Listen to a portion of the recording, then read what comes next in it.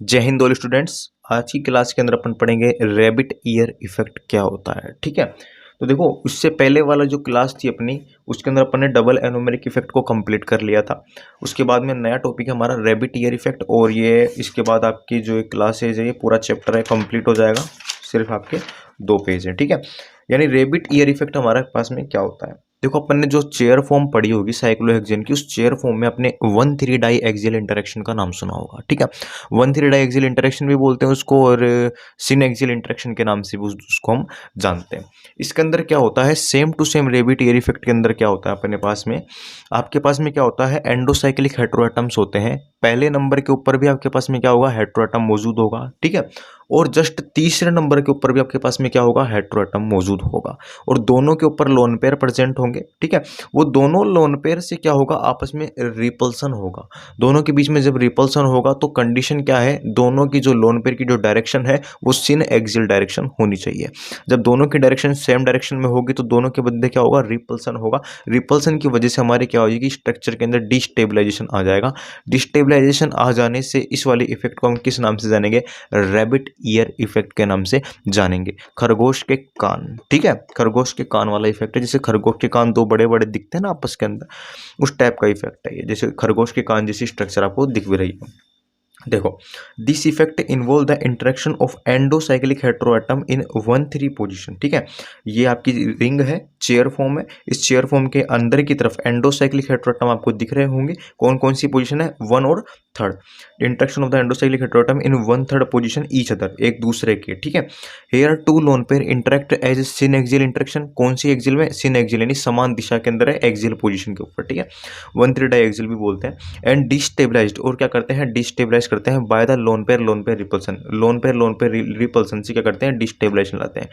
Due to destabilization effect of 1/3 syn axial lone pair is known as rabbit ear effect के नाम से हम इसको जानते हैं। तो रैबिट ईयर इफेक्ट जब भी आएगा आप लोन पेयर रिपल्सन जरूर याद रखेंगे। ठीक है, याद रखना 2 इफेक्ट एक साथ में पूछेगा, अगर ये पूछेगा नहीं, अगर पूछेगा तो ये पॉइंटों के अंदर आपको देगा। ठीक है, तो rabbit ear effect, hockey stick effect तो सबसे ज्यादा पूछा जाता है। ठीक है, और एनोमेरिक इफेक्ट, या फिर पूछेगा पूरे कंप्लीट के अंदर पूछेगा तो वो स्टीरियो इलेक्ट्रॉनिक इफेक्ट की हेडिंग डाल देगा, और आपको सारे इफेक्ट लिखने पड़ेंगे, जिसमें आपको एनोमेरिक भी देना पड़ेगा, रिवर्स एनोमेरिक, डबल एनोमेरिक, ए रैबिट ईयर है, हॉकी स्टिक है, सारे इफेक्ट आपको लिखने पड़ेंगे। नहीं तो ये बेटा पॉइंटों के अंदर दिए जाते हैं। ठीक है, अगर एक एक देगा तो देखो, ये ऑक्सीजन है, ये नाइट्रोजन है, 1/3 पोजीशन के ऊपर लोन पेयर है, इन दोनों के बीच में रिपल्सन हुआ। कौन सा रिपल्सन हुआ, 1/3 डाइएक्सियल सिन एक्सियल रिपल्सन हुआ, जिसकी वजह से ये फॉर्म जो है ये अनस्टेबल फॉर्म है, फिर लेस स्टेबल है। जबकि हमारी ये वाली जो फॉर्म है ये क्या है, स्टेबल फॉर्म है। ठीक है, जिसके अंदर हमने क्या कर दिया, ये जो लोन पेयर की डायरेक्शन है वो दूसरे के एंटी डायरेक्शन में कर दिया, ये सिन एक्सियल डायरेक्शन है। ठीक है, हॉकी स्टिक इफेक्ट होता है, इसमें क्या होता है, इसको हम रिपल्सिव गोच इफेक्ट के नाम से भी जानते हैं। इसमें क्या होता है, इसमें इन 1,4 डाई ऑक्सीजन, देखना ये जो बात लाइन लिख रहा है ये एनोमेरिक इफेक्ट की कॉपी की गई है। ठीक है, लेकिन इसने एक अच्छी बात और बताई है, वो हम पढ़ेंगे। इन 1,4 डाई ऑक्सीजन दिख रहा है ना, 1 2 3 4, 1,4 पोजीशन के ऊपर ऑक्सीजन प्रेजेंट है, इसलिए इसको बोलते हैं 1,4 डाई ऑक्सीजन।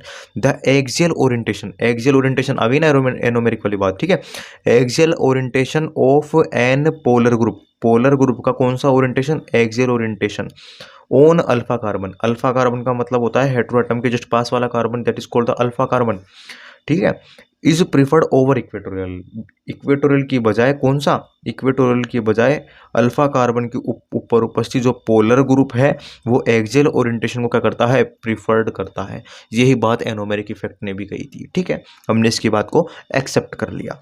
ठीक है, तो हमने देख लो आप, ये एक्सियल के ऊपर पोलर ग्रुप लगा हुआ है, axial position preferred due to the anomeric effect, structure of the 1,4 dioxin की स्ट्रक्चर है। ठीक है, अब दूसरा चेंजेस क्या आया, अगर हम क्या करें, बट इन 1,4 ऑक्साथाइंस कर दे हम, जैसे उसमें डाई ऑक्सीजन था ना, अब हमने क्या करा, एक ऑक्सीजन लिया और एक का ले लिया, सल्फर ले लिया। तो देखो सल्फर लेने से क्या है ना, ऑक्सीजन से सल्फर का जो आकार होता है ना बेटा, सल्फर का जो साइज है वो बड़ा है। ठीक है, तो but in the 1,4 oxathianes the conformer with an equatorial orientation of polar group. जब आपने ऑक्साथाइन लिया तो जो पोलर ग्रुप है वो कौन सा कन्फर्मर पकड़ रहा है भाई, इक्वेटोरियल ओरिएंटेशन को एक्सेप्ट कर रहा है। On alpha carbon is much preferred over axial.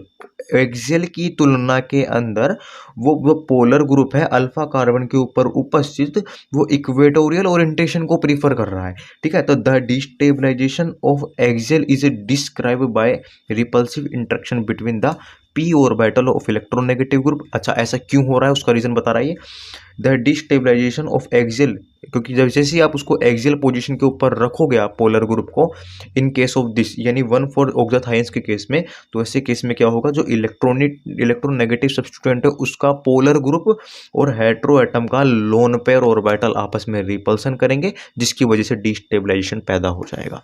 ठीक है, तो ये क्या करा, एनोमेरिक इफेक्ट के अंदर दूसरा जंक्शन इसने डाला। कौन सा जंक्शन डाला है भैया, किसने, साइज चेंज कर दी हेटेरो एटम की। ठीक है, साइज हेटेरो एटम की चेंज करने से एनोमेरिक इफेक्ट बोलता था कि polar group lie in the axial position, तो इसने क्या कर दी, इसकी एक ही बात में इसकी ऐसी तैसी कर दी 2 मिनट में। ठीक है, तो loan pair of hetero atom देखो, और ये पी ऑर्बिटल है किसका, इसका इलेक्ट्रोनेगेटिव ग्रुप का। किसी के दिमाग में आ रहा हो भाई इलेक्ट्रोनेगेटिव ग्रुप के अंदर भी पी ऑर्बिटल होता है क्या, उसके अंदर भी तो लोन पेयर होते हैं, लोन पेयर से रिपल्सन करवा देते हैं।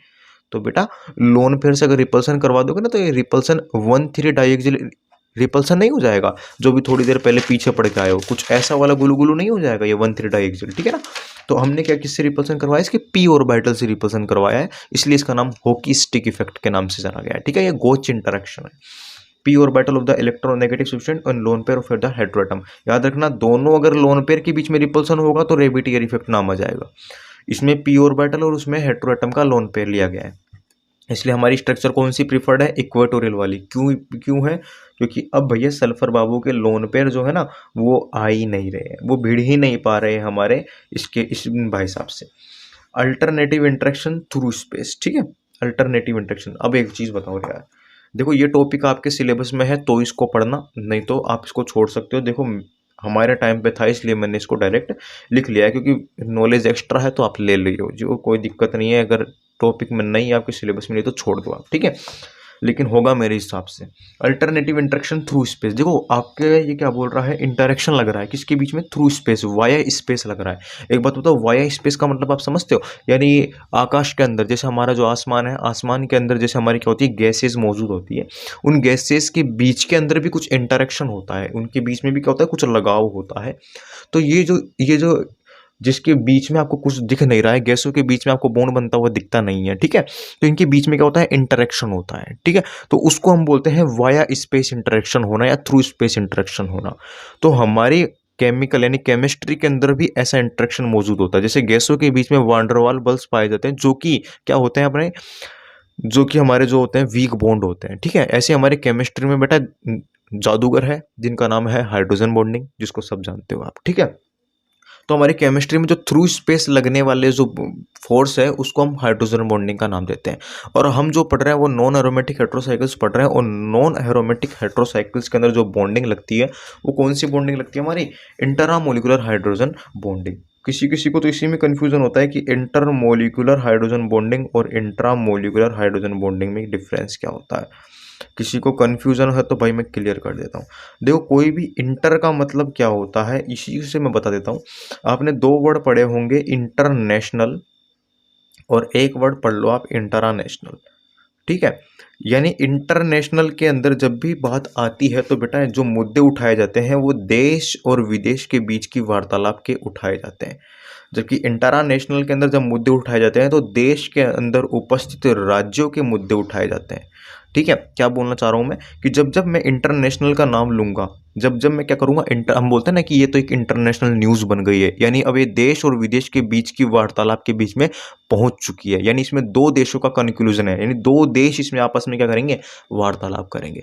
सेम टू सेम है, अगर इंटर मोलिकुलर हाइड्रोजन बॉन्डिंग, इसका मतलब 2 डिफरेंट मोलिक्यूल के बीच के अंदर जो हाइड्रोजन बॉन्डिंग बनेगी उसको हम इंटर मोलिकुलर बोलेंगे, और जो इंटरा मोलिकुलर हाइड्रोजन बॉन्डिंग है वो एक ही मोलिक्यूल में उपस्थित किसी स्पीशीज के बीच में बनेगी। ठीक है, उसको हम क्या बोलेंगे, इंटरामोलिकुलर हाइड्रोजन बॉन्डिंग। ठीक है, तो इंट्रामोलिकुलर हाइड्रोजन बॉन्डिंग हमारी किस में होती है, नॉन एरोमेटिक हेट्रोसाइकिल्स में होती है। और एक होती है हमारी intramolecular nucleophilic electrophilic attractive interaction भी होता है। हम पहले पढ़ते हैं इंट्रामोलिकुलर हाइड्रोजन बॉन्डिंग को। देखो, in certain cases the ring heteroatom, certain का मतलब होता है कुछ निश्चित केसेस, सर्टेन का मतलब होता है निश्चित, ठीक है।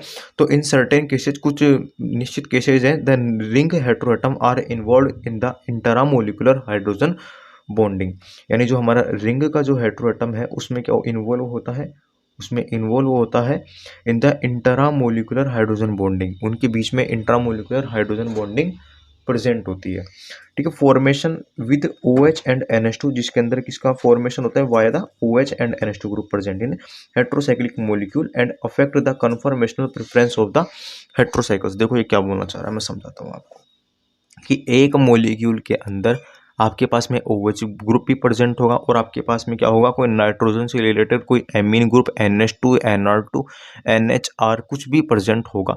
तो इनसे क्या होगा, इन दोनों के बीच में क्या होगा, आपके पास में हाइड्रोजन बॉन्डिंग होगी, ठीक है। तो यही बोलना चाह रहा है ये कि इन सर्टेन केसेस, कुछ निश्चित केसेस है, द रिंग हेटेरोएटम, रिंग का जो हेटेरोएटम है are involve in the intramolecular hydrogen bonding, ring के हेटेरोएटम किस में पार्टिसिपेट कर रहे हैं, आपके इंट्रामोलिकुलर हाइड्रोजन बॉन्डिंग में। अच्छा वो कब कब करेंगे ऐसा, ये मतलब कब करेंगे वो इन्वॉल्वेशन, वो जब करेंगे भैया बॉन्ड का फॉर्मेशन, वो तब करेंगे जब उनके साथ में क्या होगा, OH एंड NH2 ग्रुप उस रिंग के हेटेरोएटम के अंदर मौजूद होंगे, तब वो क्या करेंगे, आपके इंट्रामोलिकुलर हाइड्रोजन बॉन्डिंग करेंगे, ठीक है।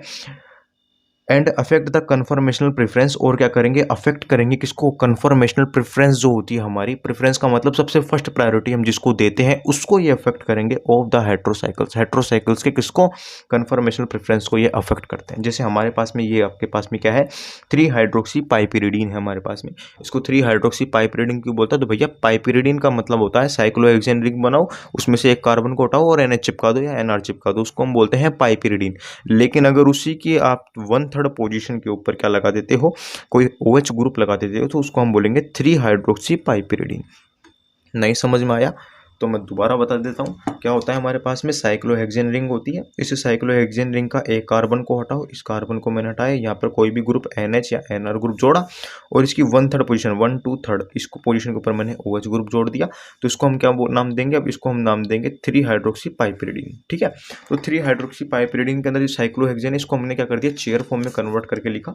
तो आप देख सकते हो इसमें क्या हो रहा है, आपके पास में ये हाइड्रोजन और ये नाइट्रोजन और ये ऑक्सीजन, 2 इलेक्ट्रोनेगेटिव एटम्स के बीच में जो बॉन्डिंग प्रेजेंट होती है उसको हम हाइड्रोजन बॉन्डिंग के नाम से जानते हैं। इसको हम बोलते हैं इंट्रामोलिकुलर, क्योंकि ये एक ही मोलिक्यूल के अंदर बनने वाली बॉन्डिंग है, इसलिए हम इसको किस नाम से जानते हैं, इंट्रामोलिकुलर हाइड्रोजन बॉन्डिंग। 3 हाइड्रोक्सी पाइपिरिडीन और इसके अंदर ऐसी कोई बॉन्डिंग प्रेजेंट नहीं है। 3 hydroxy piperidine exist preferentially in the conformation with an axial orientation, याद रखना ये एक्सियल ओरिएंटेशन में प्रेजेंट है, इसी वजह से इसके अंदर क्या हो रही है, हाइड्रोजन बॉन्डिंग हो रही है। यह हाइड्रोक्सी ग्रुप को हमने कौन सी, हाइड्रोक्सी ग्रुप को एक्सियल पोजीशन पे लगा रखा है, इस वजह से इसके अंदर कौन सी बॉन्डिंग देखने को मिल रही है, हमारी जो बॉन्डिंग देखने को मिल रही है वो कौन सी है, हाइड्रोजन बॉन्डिंग, कौन सी, इंट्रामोलिकुलर। दूसरा एग्जांपल इसका 5 हाइड्रोक्सी 1,3 डाइऑक्सेन, ठीक है।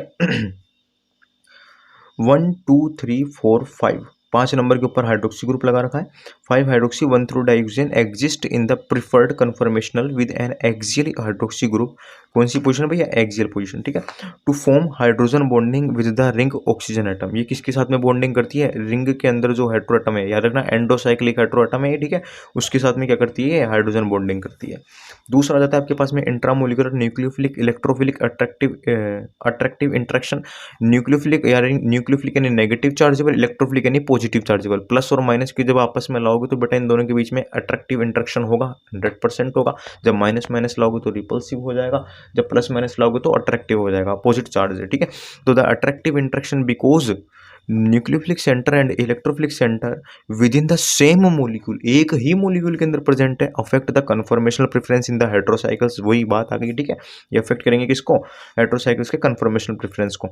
3 फिनाइल 3 बेंजाइल ट्रोपोन, ट्रोपोन का मतलब होता है बेटा 7 मेंबर्ड रिंग की बात चल रही है, 1 2 3 4 5 6 7, involves attraction between the nucleophilic centre and electrophilic centre. इनके अंदर क्या होता है, न्यूक्लियोफिलिक और इलेक्ट्रोफिलिक अट्रैक्शन होता है, जिनकी वजह से इसकी जो शेप होती है वो बेटा बोट फॉर्म के अंदर कन्वर्ट हो जाती है, which force the molecule to adopt the boat conformation. आप देख लो इसके बीच में कौन सी शेप है, ये न्यूक्लियोफिलिक पार्ट है, ये इलेक्ट्रोफिलिक पार्ट है, इन दोनों के बीच में क्या हो रहा है, गुलू गुलू हो रहा है, ठीक है।